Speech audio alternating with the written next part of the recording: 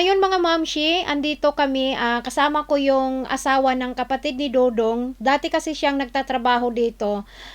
Dahil wala naman si Dodong, malayo, at sinabi ko kasi nung one time na nag-uusap kami na need ko na mag-order ng patungan ng TV kasi yung aming TV ilang buwan na binili, so wala kaming patungan dahil nga yung lumang TV stand namin is maliit. Kaya need talaga namin bumili dahil nagagasgas na siya, wala siyang maayos na patungan. So ayan mga mamshi, magtitingin-tingin lang muna 2,000 kami. years later. Buildings, as the chemicals they take us higher. The night's young, it has just begun. As she puts her hand in mine, we wanna chase the night, wanna dance to the light, pull the stars from the sky, just two hearts running wild. Never sleep, never stop, as we shout from the top. So for today's video, charis. Mabibisi ang inyong Inday kasi dumating na yung aking in-order na TV stand. So, itong cabinet namin na salamin is inilipat ko dito, although nandoon to sa hallway. Kasi yung aking binili na TV stand is one seat kasi siya, dalawang mahaba na pwede mo ilagay yung 65 inches na TV and then meron siyang center table. So, ang gagawin ko ngayon mga mamshi, itong salamin na cabinet is nandito sa living area, kaya ayan, aayusin natin ang mga laman. So sayaw-sayaw para pangpawala ng pagod. Warm up tayo mga mamshi.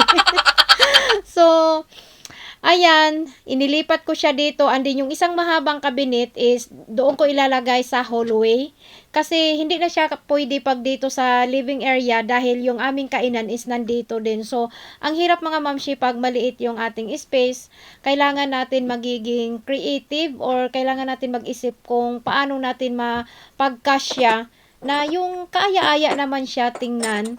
So ito yung aking naisipan gawin. At ngayon is mag-aayos na ako, yung ibang mga laman doon sa cabinet na isa is ililipat ko dito para hindi sila nagsisiksikan. Ang unang drawer, ito yung kanyang mga laman. Ayan yung mga platito ng baso ng tea, and then baso ng tea. Tapos ito sa mga na Turkish coffee, ayan sa cake. Ito din sa cake. Minsan ginagawa ko din plato para sa breakfast. So, ito yung laman ng first cabinet. Dito naman is ito. Ayan, ang mga baso ng pang tea, pang Turkish coffee, and then yung baso na mga, ayan, mga baso-baso siya. Mga tasa, ayan, mga plato din, mga kung ano-anong anik-anik. So, ayan. Mga kasirola ko nandyan, yung iba nandoon sa kusina. And then ito, ayan yung mga pitchel, mga gawaan ko ng yung tinatawag na iron. Ayan, mga pitchel, may mga baso. Ayan yung aking mga Pyrex. Yung iba kong Pyrex nandoon sa kusina kasi ang dami nila. Yung mga bilog nandoon at saka yung ibang malalaki, so nandoon. And then, dito tayo sa So ito mga mamshi, galing to doon sa aming maliit na hallway. Ito na cabinet. Inilipat ko dito. So sa taas, ayan, ang picture ng makulit. And then dito naman, ito pang salad, pang sabaw na bowl. And then mga kung ano-ano mga baso. Ito naman mga mamshi is, ito yung mga kutsara, tinidor, ayan. So, nilalabas ko lang to pag merong buwisita, o diba, charis? Terno sila mga mamshi, na mga gold. O diba ang yaman ko, yayamanin, mga gold ang kutsara, tinidor, pati kutsarita, pati kutsilyo, ayan, o diba, yayamanin ang inyong Inday, o diba. So ito naman dito is mga lang sila, mga silver. So nilalabas ko lang yan pag may mga buwisita, mga mamshi, kasi meron naman ako dong pang everyday na ginagamit. Yan ang laman yan. And then, dito sa kabilang drawer, wag ko na ipakita kasi ang laman lang yan is mga halo-halo, may mga lobo, mga kung ano-ano. Kasi dati namili ako, hindi naman nagamit. Hindi na sila nagsisiksikan mga mamshi dati kasi punong-puno ito. So, yung iba dyan, kinuha ko, inilagay ko dito. Din ako ng kurtina. Ayan.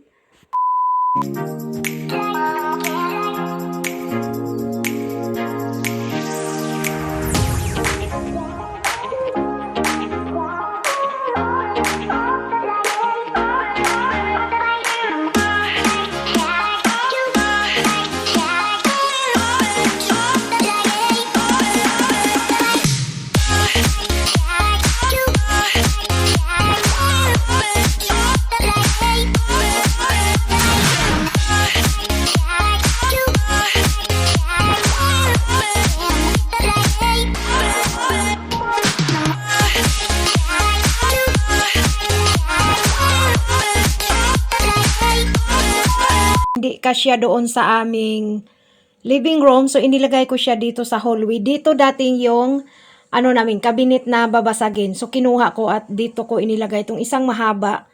Ayan.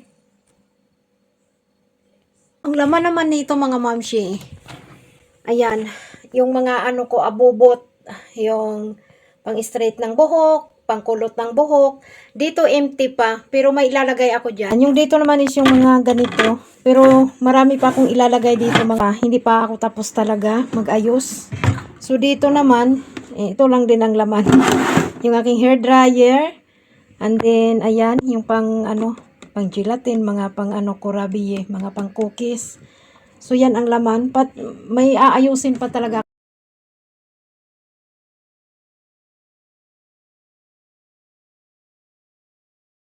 Natapos ko na din lahat. Although gabi na mga mamshi kasi syempre ang dami kong inayo. Din tanggal ko yung iba para hindi kasi sobrang siksikan nila. So yung mga baso-baso maliliit, mga tasa inilagay ko dito. So andyan sila.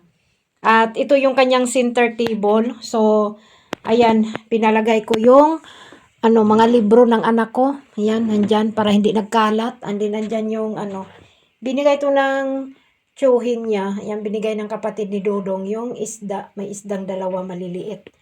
So, ayan, nagpalit na din ako mga mamshi ng sapin ng upuan. Kailangan planchahin. Nilabhan ko, kaya lang hindi ko na siya planansya.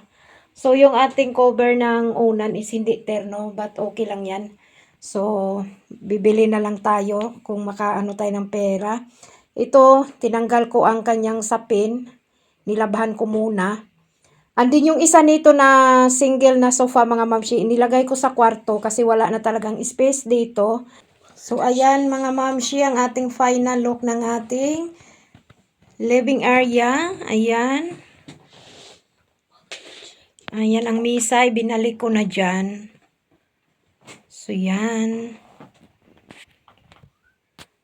So, ito yung isang sofa na mahaba mga mamshi. Andin dito, andito yung, kasi itong aming, kainan na mesa is 8 ang kanyang, 8-seaters. So, yung 4, kasi 4 lang nilagay ko dito. Kasi ngayon, 2 nga lang kaming kakain kasi wala naman si Dodong.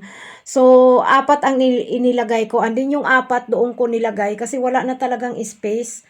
Yung isang maliit dito na cabinet, kinuha ko, nilagay ko doon sa, malapit sa banyo. So, ang hirap talaga mga mamshi pag maliit yung space. Kailangan natin maging creative. Kailangan natin mag-isip ng maayos kung paano natin maayos siya ng yung medyo kaaya-aya naman tingnan. So, ito ang aking naisipan.